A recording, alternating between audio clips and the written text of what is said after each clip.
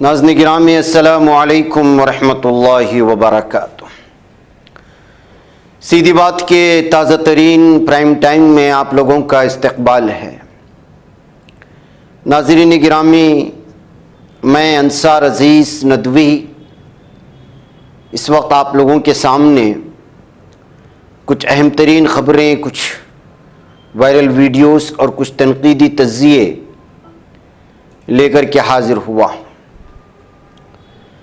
तफसीलात में जाने से पहले आप लोगों से जो दरख्वास्त होती है उस पर तवज्जो करने की अपील करूँगा। ये आप लोगों की ज़िम्मेदारी है। लोगों को जोड़ें भी, सब्सक्रिप्शन की तादाद में भी इजाफ़ा करवाएं। नाज़रीन गिरामी, लोकसभा इंतखाबात में अहम मुद्दों पर कम बात हो रही है और पार्टियां एक दूसरे पर जिस तरह का कीचड़ उछाल रहे हैं वो तो रोज़े रोशन की तरह आया हैं और आप जानते हैं। लेकिन सबसे ज़्यादा जो बहस हो रही है वो लफ्ज़ है मुसलमान। मुसलमानों से डराना, मुसलमानों से वहशत दिलाना, उनके बारे में नफ़रत पैदा करना, उनकी रिज़र्वेशन की बात करना, उनके कसरत औलाद की बात करना, जबकि बराह रास्त इस मुल्क के तरक्यात से उस मुद्दों का कोई लेना देना नहीं है। जैसे एक मुद्दा हमेशा से बावर कराने की कोशिश होती है कि 100 करोड़ की आबादी को 20 करोड़ की आबादी से डराने की कोशिशें होती हैं कि हिंदू ख़तरे में है और मुसलमान उनके हुकूक़ को सल्ब कर लेंगे। गुज़िश्ता 75 साल से तो ये हुआ नहीं, लेकिन जाहिर सी बात है कि हिंदुत्व तंजीमों को हिंदुओं के या गैर मुसलमानों के तरक्यात से, उनके बुनियादी मसाइल से, उनकी बेरोज़गारी से, महंगाई से, इससे कोई लेना देना नहीं है। बस डराओ और वोट हासिल करो। इसी बात का जवाब देते हुए तृणमूल कांग्रेस की उम्मीदवार और साबिक हिंदुस्तानी क्रिकेटर कीर्ति आज़ाद ने बीजेपी की हिंदू कौम परस्ती के दावे और हिंदुओं के ख़तरे में होने के उसके बयानिए पर सख्त तनकीद की और कहा, अगर बीजेपी 10 साल तक इक़्तिदार में रहने के बावजूद हिंदुओं के ख़तरे में होने का रोना रो रही है तो इससे शक पैदा होता है कि ये सब वो इक़्तिदार में वापसी के लिए कर रही है और ये हिंदुओं के ख़तरे की बात नहीं बल्कि बीजेपी के ख़तरे की बात है। हिंदू ख़तरे में नहीं बल्कि बीजेपी पार्टी ख़तरे में आ चुकी है। बीजेपी के साबिक एमपी और मगरबी बंगाल की बर्धमान दुर्गापुर लोकसभा सीट से टीएमसी के उम्मीदवार ने कहा, यकसा सिविल कोड यूसीसी का मसला इंतखाबात को फ़िरकावाराना बनाने की एक चाल है, क्योंकि बीजेपी के पास ऐसा कोई रिपोर्ट कार्ड नहीं है जो वो आवाम के सामने पेश कर सके। पीटीआई की एक रिपोर्ट के मुताबिक कीर्ति आज़ाद ने यूसीसी के निफाज से मुतालिक कहा कि माजी में बीजेपी के हिंदुओं के अदम तहफ़्फ़ुज़ के दावे को तारीख झुटलाती है। उन्होंने कहा कि मुग़ल दौर हुकूमत में हिंदुओं को कोई ख़तरा नहीं था। अंग्रेज़ों के दौर हुकूमत में वो किसी मुश्किल में नहीं थे। आज़ादी के बाद मुख्तलिफ हुकूमतों के दौरान भी हिंदुओं को कभी किसी ख़तरे का सामना नहीं करना पड़ा। फिर जब एक हिंदू कौम परस्त पार्टी पिछले 10 सालों से इक़्तिदार में है तो हिंदू अचानक कैसे ख़तरे में पड़ गए? ये किसकी नाकामी है? ये पूछते हुए उन्होंने एक सवाल इस वक्त बीजेपी के सामने और फिर 125 करोड़ लोगों के सामने पेश किया कि किस तरह से हिंदुओं को बीजेपी की जानिब से डराने की कोशिशें हो रही हैं और बेवकूफ़ बनाने की कोशिशें हो रही हैं। और फिर पीएम मोदी जो मुसलमानों के नाम पर ही सियासत करते हुए आज यहाँ तक पहुँचे हैं, जब उनको इस बात का एहसास हो कि उनकी पार्टी हार रही है और उनकी कुर्सी छीनने वाली है तो वो किस तरह से इसको जाने देते। फिर उन्होंने एक मरतबा कांग्रेस को शदीद तनकीद का निशाना बनाते हुए एससी, एसटी और ओबीसी का रिजर्वेशन मजहब की बुनियाद पर मुसलमानों को देने की इजाज़त नहीं दी जाएगी, ये कहते हुए जो है एक बार फिर मुसलमानों के नाम पर अपनी रोटी सेंकने की कोशिश की है।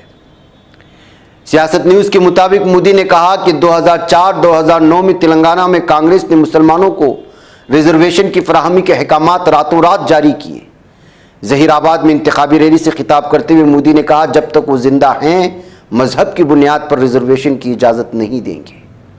मोदी ने कहा कि कांग्रेस की पिछली हुकूमतों ने मुल्क को तबाही के दहाने पर खड़ा किया और कर्ज के गड़े में ढकेल दिया, लेकिन बीजेपी हुकूमत ने मुल्क को उस दलदल से निकाल लिया है।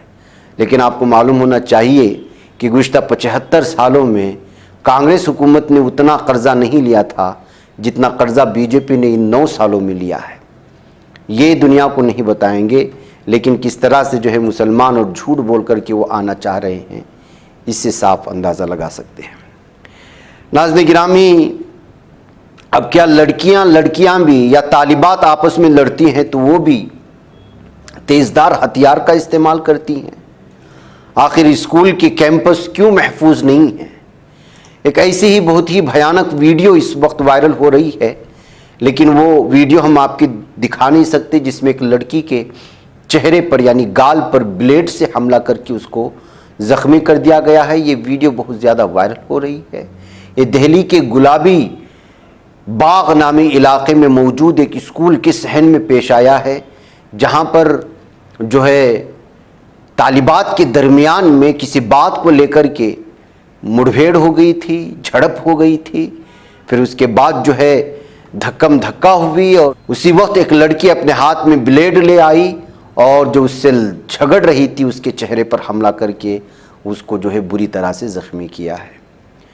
अब ये वीडियो वायरल हो रही है और गुलाबबाग में पेश आए हुए इस मुठभेड़ के बाद और इस ख़तरनाक हमले के बाद बच्ची के खून आलूदा चेहरे को देखते हुए लोग अलग अलग तरह के तबसरे करने शुरू कर चुके हैं कि आखिरकार अब स्कूल के सहनों में अगर तालिबात ब्लेड लेकर के मामूली सी झड़प को सामने रखते हुए अगर हमला करते हैं तो आखिर कौन से स्कूल महफूज करार दिए जाएंगे?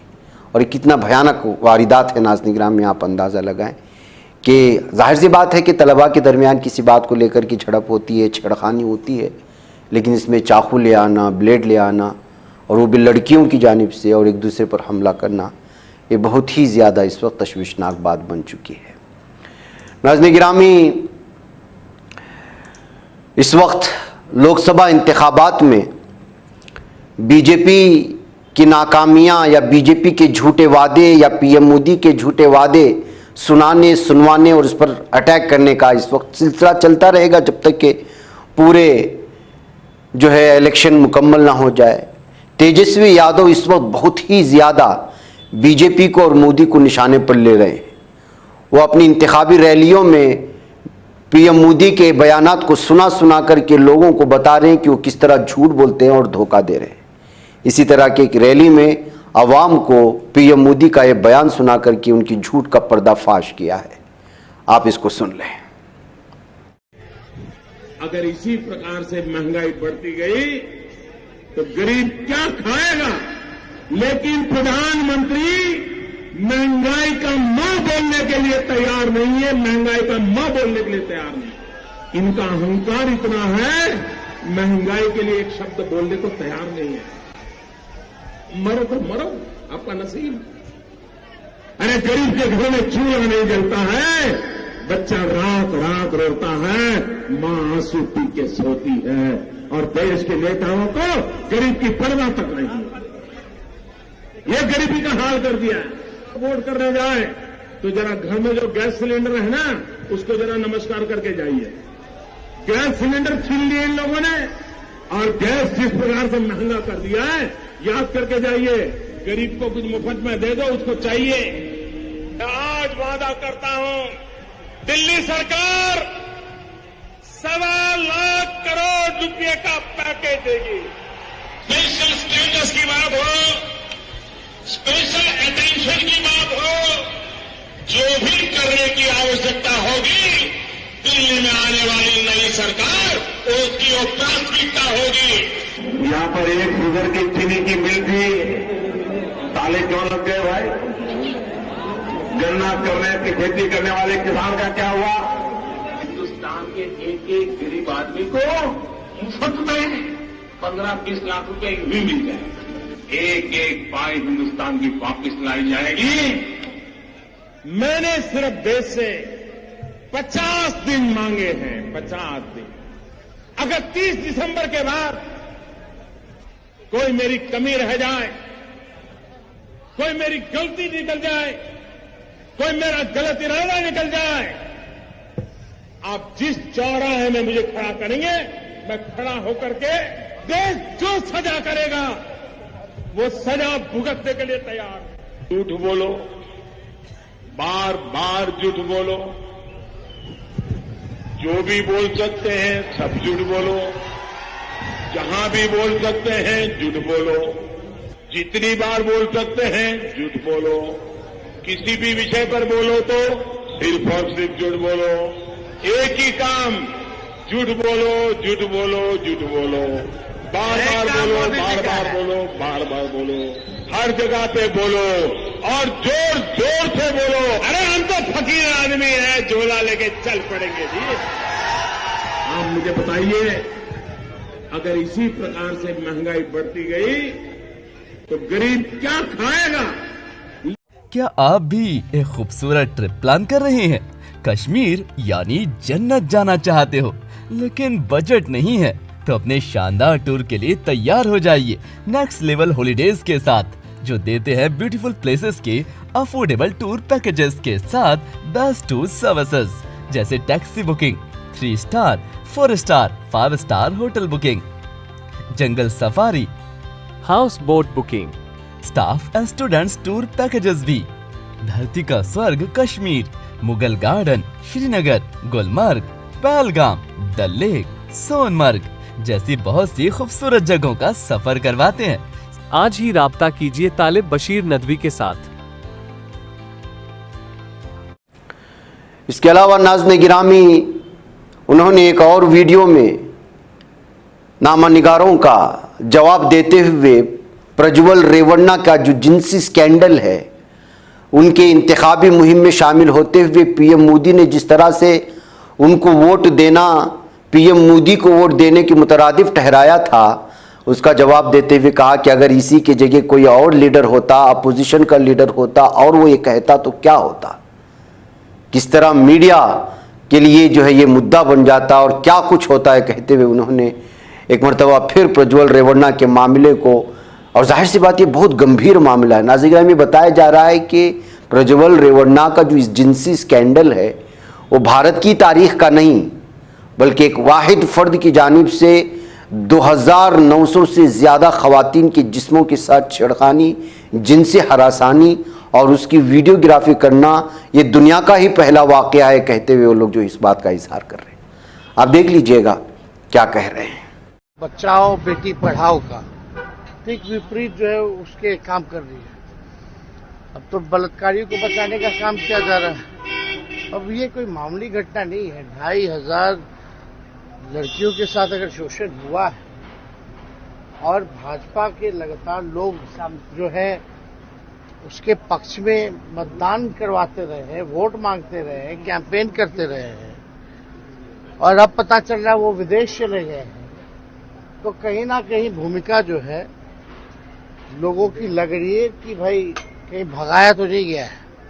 और वो भी तब भगाया गया जब 26 की वोट पड़ चुकी है, उसके बाद भागा। तो ये तो स्पष्ट नजर आ रहा है कि वोट के लिए भाजपा के लोग किसी भी हद तक गिर सकते हैं।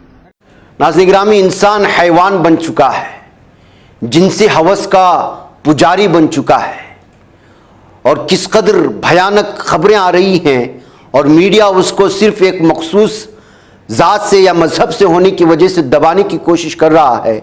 और ये भी कितनी बड़ी खबर थी जिसको दबा दिया गया, आप अंदाज़ा लगाएं। इसलिए कि उस रियासत में बीजेपी की हुकूमत है और जो मामला पेश आया है वो आश्रम में पेश आया है, तो जाहिर सी बात है कि एक मजहब को, एक मामूली सी बात को लेकर के, एक मर्डर को लेकर के पूरी मुस्लिम कौम को कटहरे में खड़ा करने वाले मीडिया और ये बीजेपी लीडरान और भगवाई ताकतें अब इस मामले पर भी खामोश है। जिसकी तस्वीर देख रहे हैं ये दोनों दरिंदे हैं, उज्जैन के डांडिया आश्रम में रहते हैं। ये डांडिया आश्रम का आचार्य है और दूसरा उसका नौकर है और इन्होंने उनके आश्रम में पढ़ने वाली 19 तालिबात के साथ, 19 बच्चों के साथ जो है रेप किया है और इसमें से 3 टीनएजर्स हैं, नाबालिगा हैं। इसमें से एक आचार्य जो इस आश्रम का है उसका नाम है राहुल शर्मा, और उसका सेवादार यानी उसका खादिम उसका नाम है अजय ठाकुर। अब राहुल शर्मा को पुलिस ने गिरफ्तार कर लिया है और अजय ठाकुर जो है वो भाग चुका है। नाज़रीन गिरामी, ये खबर आपने अंदाजा लगा सकते हैं कि किस तरह से सामने आई और फिर मीडिया इस पर कुछ बहस नहीं कर रहा। प्रज्वल रेवन्ना की खबरों को दबाने के लिए किस तरह दूसरे मुसलमान हिंदू के मुद्दे उठा उठा करके पेश किए जा रहे हैं, ये सूरत हाल है। नाज़रीन गिरामी, गुज़िश्ता कई दिनों से हम ये सुन रहे थे कि राजपूत जो है वो जो समाज है राजपूत का वो बीजेपी से नाराज़ है। वजह उसकी है कि उनके पूरे हकूक़ नहीं दिए गए। राजपूत एक क्षत्रिय समाज से ताल्लुक़ रखते हैं, उस ज़ुमरे में आते हैं। अब ये जो वीडियो आ रही है वो गुजरात के एक इलाके से आ रही है जहाँ पर ये सब राजपूत के उस समाज से ताल्लुक़ रखने वाले लोगों ने जमा होकर के हलफ उठाया है, कसम खाई है कि वो बीजेपी को वोट नहीं देंगे। क्या आप सुनना चाहते हैं? आप सुन लीजिएगा।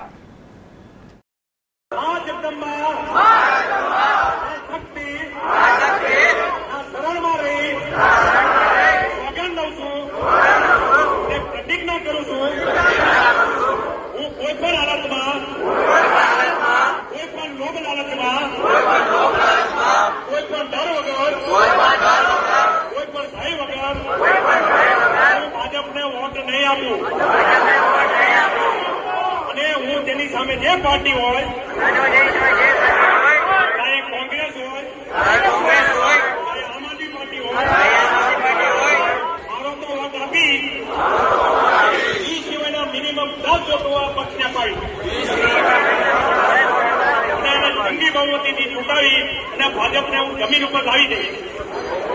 આ અમારી પીઠ પર લગાવી છે।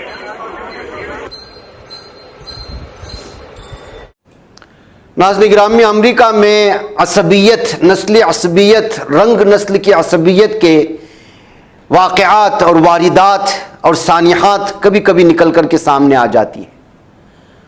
ऐसी एक चीज़ इस वक्त अभी कुछ दिन पहले आपने देखा था कि किस तरह सफ़ेद फाम शख्स को पुलिस ने जो है बुरी तरह से उसको जुल्म का निशाना बनाया था। एक बार फिर सफ़ेद फाम पुलिस की जानिब से सियाह फाम लोगों पर हमले करने की वो मुद्दे सामने आए और उस मसाइल पर गुफ्तगू हुई।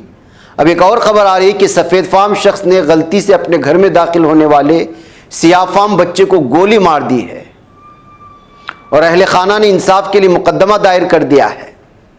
गैर मुल्की मीडिया रिपोर्ट्स के मुताबिक अमेरिका में एक और अफसोसनाक वाक़या पेश आया जहाँ एक 16 साल सियाह फाम नौउम्र लड़के को 85 साल घर के मालिक ने गोली मारकर शदीद जख्मी कर दिया। रॉल्फ यारल नामी लड़का अपने जुड़वा भाइयों को ढूंढने के लिए गलती से उसके घर में घुस गया था। रॉल्फ के अहले खाना ने उसके घर के मालिक और इलाके के एसोसिएशन के खिलाफ मुकदमा दायर कर दिया।